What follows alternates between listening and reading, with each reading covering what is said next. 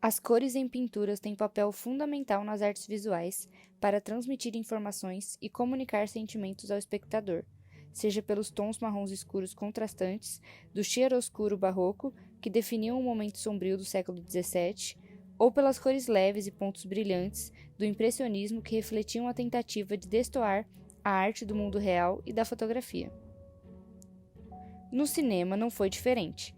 Até mesmo quando as películas ainda não transmitiam as cores, tivemos diretores como Georges Méliès, cuja equipe coloria manualmente os quadros individuais do rolo de filmes. Porém, após a introdução da cor nos filmes, temos a revolução de Technicolor, que trouxe a vivacidade e saturação únicas para as grandes telas e firmou sua presença em clássicos que não seriam os mesmos sem essa técnica, como por exemplo O Mágico de Oz. Afinal, o que seria do filme sem o bater dos saltos vermelhos e brilhantes de Dorothy? Com isso, estudos para entender como as cores poderiam ser utilizadas em filmes se iniciam. A partir da clássica psicologia das cores, temos os clichês como o vermelho significa amor, raiva, paixão, o verde ser a natureza, a manutenção das cores, o azul a tranquilidade, a tristeza ou o fluxo, e entre outros.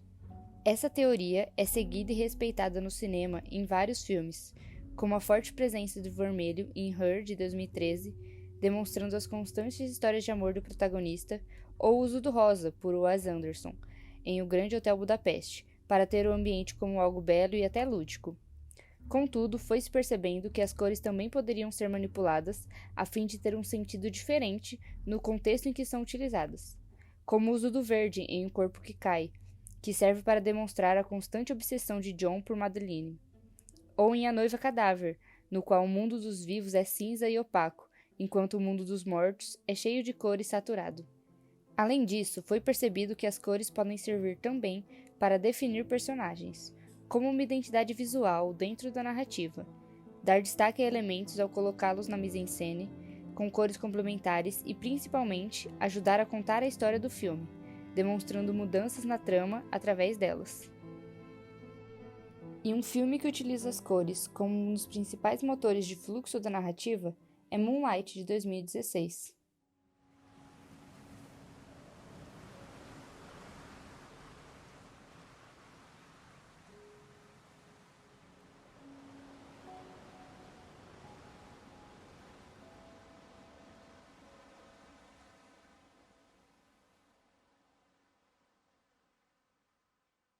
O filme é dividido em 3 partes que contam a história da vida de Chiron. A primeira parte é Little, que se passa quando Chiron é uma criança crescendo na periferia de Miami e que possui uma relação conturbada com sua mãe, que é usuária de drogas.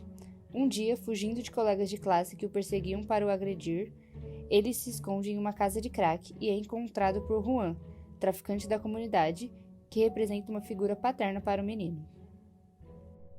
É destacado em um momento, em uma conversa de Little com sua mãe, que ele sofre bullying dos colegas de classe pelo seu jeito de andar. Aqui é apresentada a questão da sexualidade e da apresentação social de Chiron. A segunda parte se chama Chiron e se passa na adolescência do garoto. A vida e a relação com sua mãe continuam conturbadas, somando a morte de Juan.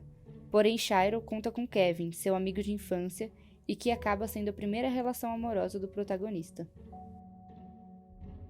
E por fim, a terceira parte é Black, que se passa 10 anos após a segunda.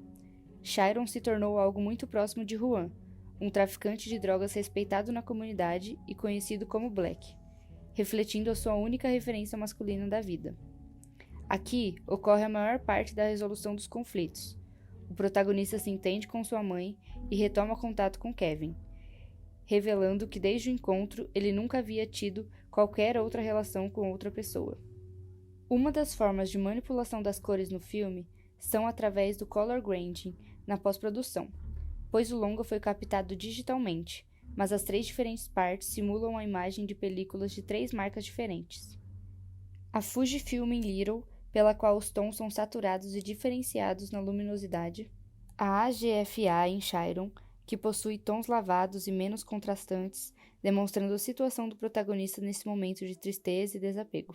E a película Kodak, em Black, pela qual são destacadas cores quentes. Nesse momento do filme, os contrastes são grandiosos, contando muito com partes muito pretas e com pontos fortes de luz. O filme também segue o padrão de uso constante de duas cores, azul e preto.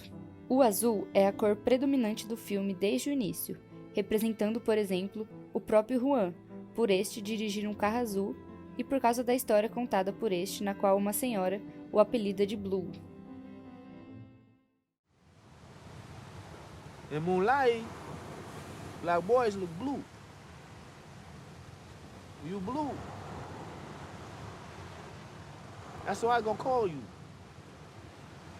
Blue. Destaca também momentos importantes para Chiron, como as paredes da escola e sua camiseta antes dele agredir Terrell, seu bully, e ser preso. O azul também é a água do mar, onde ele aprende a nadar com Juan e onde ele se refugia para se sentir seguro. Portanto, o azul também traz esse estado de relaxamento, visto muitas vezes nas camisetas de Kevin.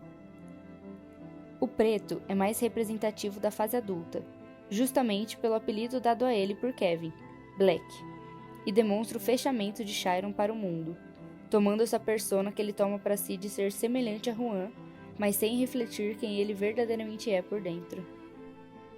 Mas também se destacam o uso dos vermelhos, para alertar o perigo iminente, tanto de sua mãe quanto de Terrell, e o uso de amarelos para demonstrar a insegurança de Chiron na adolescência e como um tom mais quente na fase adulta, contrastando com a enorme quantidade dos pretos na tela, e que, por fim, é utilizado para demonstrar o afeto de Kevin para Chiron. Dessa forma, a cor em Moonlight traz todos os propósitos da psicologia clássica das cores, mas além disso, a história é toda permeada pelas cores, de modo que as duas cores mais presentes no filme, preto e azul, se apresentam muito mais do que através do ambiente, da iluminação. Elas se personificam.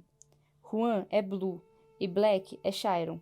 Preto e azul convivem em harmonia por todo o filme e representam as duas figuras que Chiron mais teve carinho durante sua vida. Assim, claro que pelo seu peso social de representar um homem negro em uma situação familiar frágil, em um ambiente cercado por violência e ainda questionando o papel da masculinidade e heteronormatividade, juntando ao estudo e maestria do uso das cores tanto na direção de arte quanto na fotografia, demonstram como o Oscar de melhor filme em 2017, apesar do ocorrido, foi sim merecido. There's a mistake. Moonlight, you guys won Best Picture. This is not a joke. Moonlight has won Best Picture. Moonlight, Best Picture. Now the world don't move to the beat of just one drum.